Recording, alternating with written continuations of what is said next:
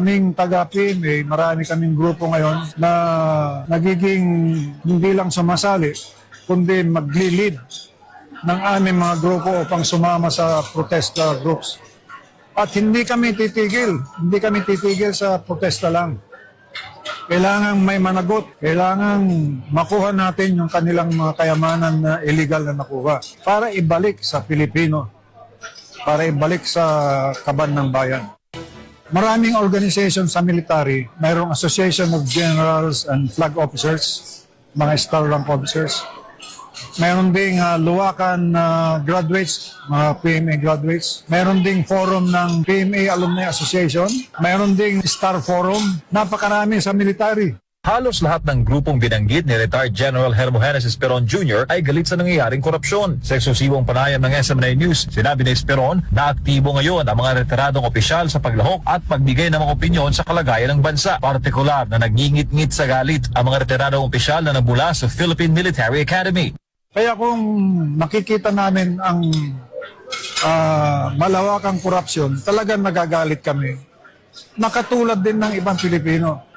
At ngayon sa nangyayaring ito, I think many of us will be leading their organizations to go up in protest.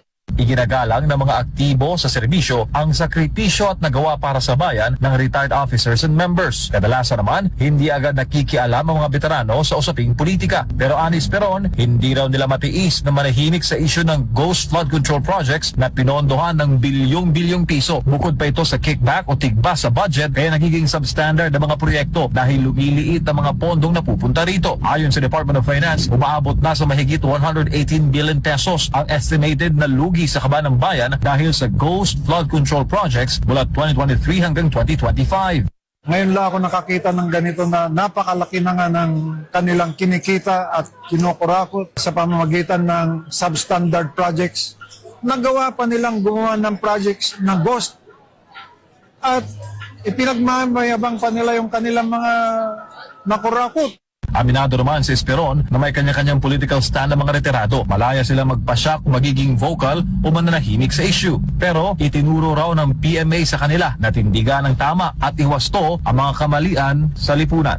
Kaming taga-PMA, marami kaming grupo ngayon na nagiging hindi lang sumasali, kundi magli-lead ng aming mga grupo upang sumama sa protesta groups.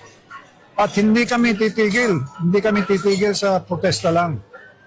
Kailangan may managot, kailangan makuha natin yung kanilang mga kayamanan na illegal na nakuha para ibalik sa Pilipino, para ibalik sa kaban ng bayan.